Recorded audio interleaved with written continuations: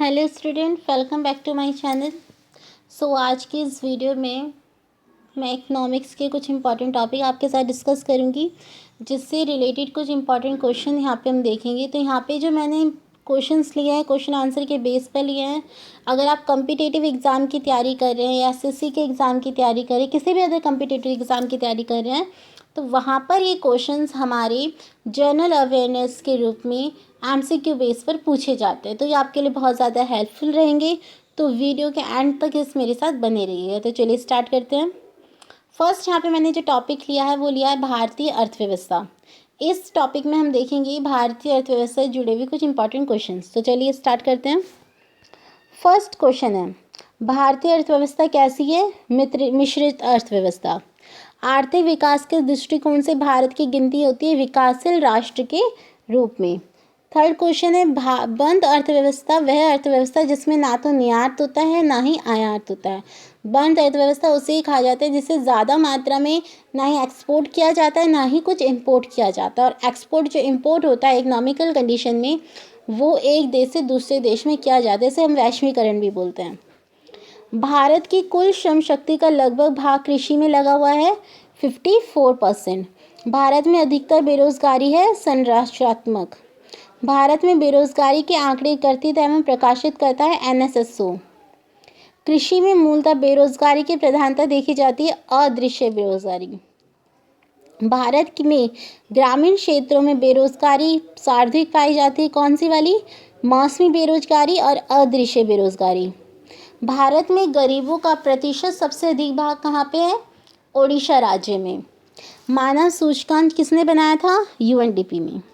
तो ये तो कुछ 10 क्वेश्चन मैंने यहाँ पे लिए थे भारतीय अर्थव्यवस्था से जुड़े हुए। अब यहाँ पे मैंने आगे कुछ क्वेश्चंस लेती हूँ। भारत की राष्ट्रीय नेशनल इनकम। अब नेशनल इनकम के बारे में तो आपने अपनी 11th-12th क्लास में बहुत अच्छे से पढ़ा होगा। वो कैलकुलेट कैसे करते हैं, क्या उसमें इंक्लूड किया जाता है, क्या उसमें हटाया जाता है, उसकी कैलकुलेशन में कौन सा मेथड यूज़ होता है, ये सब आपने अपनी 11th-12th और 12th तक तो आपने बहुत अच्छे से नेशनल इनकम निकालना सीख लिया होगा। तो उसी से रिलेटेड यहाँ पे मैंने कुछ इंपॉर्टेंट क्वेश्चन लिए हैं। तो चलिए देखते हैं। फर्स्ट क्वेश्चन है, वर्तमान में प्रति व्यक्ति आय सबसे अधिक है किस राज्य की? गोवा की। भारतीय आय में सर्वाधिक योगदान है विनिर्माण क्षेत्र का। भारत की राष्ट्रीय आय का मुख्य स्रोत है सेवा क्षेत्र। वर्तमान में भारत की राष्ट्रीय आय में क्षेत्र का सर्वाधिक योगदान है सेवाएं। राष्ट्रीय आय समिति के अध्यक्ष थे महालनोबिस। भारत की अर्थव्यवस्था में सबसे अधिक योगदान देता है सेवा क्षेत्र। भारत सरकार को सबसे ज़्यादा आयकर प्राप्त होता है महाराष्ट्र से। राष्ट्रीय आय के मापन की विधि नहीं है निवेश विधि। 9 क्वेश्चन आप छोड़ दीजिएगा, ओके। 10 क्वेश्चन देखिए। भारत के सकल घरेलू उत्पाद में प्राथमिक क्षेत्र का योगदान है 20%। भारत में आयकर देते हैं 3% लोग, यानी कि 3% लोग। राष्ट्रीय आय की गणना किस वर्ष के आधार पर की जाती है? Financial base year. क्या रहता है हमारा? 199 2000। भारत में चालू मूल्यों का प्रति व्यक्ति न्यूनतम आय वाला राज्य कौन सा है? बिहार। ड्रेन का सिद्धांत प्रतिपादित किया दादा भाई नौरोजी ने। और राष्ट्रीय आय का सबसे पहला जो आंकलन किया था वो भी किन्होंने किया था? दादा भाई नौरोजी ने। तो यहाँ पे कुछ क्वेश्चन लिए हमने राष्ट्रीय आय से जुड़े हुए। अब लास्ट मैंने यहाँ पे टॉपिक लिए 20 क्वेश्चन का एक टॉपिक लिया है मुद्रा और बैंकिंग। अब मनी और बैंकिंग, और अब मनी और बैंकिंग के बारे में आपने अपनी 11th-12th क्लास में अच्छे से पढ़ा हुआ है। तो चलिए इसके कुछ इंपॉर्टेंट क्वेश्चन देख लेते हैं। वह वर्ग जिसमें मुद्रास्फीति के कारण सबसे अधिक हानि होती है? देनदार। मुद्रा स्वयं का निर्माण करती है, ये परिभाषा प्रस्तुत की क्रॉमर ने। 1 रुपए के नोट पर हस्ताक्षर किसके किए जाते हैं? वित्त मंत्रालय के सचिव के। बैंक नोट प्रेस स्थित देवास। भारत की विधि ग्राम मुद्रा है रुपया। लगातार बढ़ती कीमतों की प्रक्रिया होती है मुद्रास्फीति। मुद्रास्फीति से लाभान्वित होता है ऋणी। भारत में मुद्रास्फीति ज्ञात करने के लिए प्रयोग किया जाता है थोक मूल्य सूचकांक। व्यापारिक बैंकों द्वारा जनित साख का नियंत्रण करता है भारतीय रिजर्व बैंक। बैंक की नई शाखाएं खोलने के लाइसेंस किसके द्वारा दिए जाते हैं? आरबीआई यानी कि रिजर्व बैंक ऑफ इंडिया के द्वारा।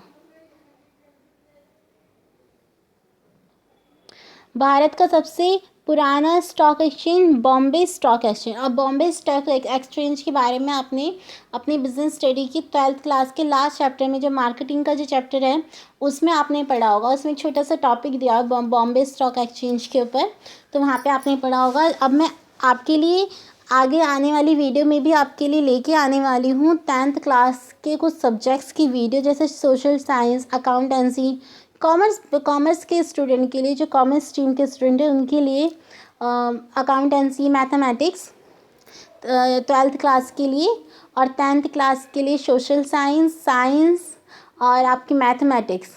ये कुछ इम्पॉर्टेंट टॉपिक की वीडियो मैं बनाऊंगी जो आपके बोर्ड क्लास के लिए, बोर्ड एग्ज़ाम के लिए काफ़ी ज़्यादा हेल्पफुल रहेगा। तो अगर आपको मेरी वो वीडियो देखनी है तो आप मेरे इस चैनल को सब्सक्राइब ज़रूर कीजिएगा। 1 या 2 दिन के अंदर मैं आपकी बोर्ड क्लास के इम्पॉर्टेंट टॉपिक्स की वीडियो स्टार्ट कर दूँगी जो 10th क्लास के लिए और 12th क्लास जो कॉमर्स स्ट्रीम के हैं उनके लिए बहुत ज़्यादा हेल्पफुल रहेगा। ओके, 12th क्वेश्चन बनता है, भारत का सबसे बड़ा बैंक भारतीय रिजर्व बैंक। भारत में मौद्रिक नीति बनाई और लागू की जाती किसके द्वारा? भारतीय रिजर्व बैंक के द्वारा। भारत में 1 रुपये का अवमूल्यन पहली बार किया गया 1949 में, और भारतीय रिजर्व बैंक का राष्ट्रीयकरण भी कब किया गया था? 1949 में। भारत में करेंसी नोट्स का जारी कौन करता है? भारतीय रिजर्व बैंक। वह वर्ग जिसे मुद्रास्फीति के कारण सबसे अधिक हानि होती है? लेनदार।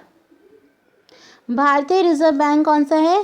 केंद्रीय बैंक। इनसाइड ट्रेडिंग संबंधित है शेयर बाजार। भारत में बैंकों का बैंक किसे किया जाता है? भारतीय रिजर्व बैंक।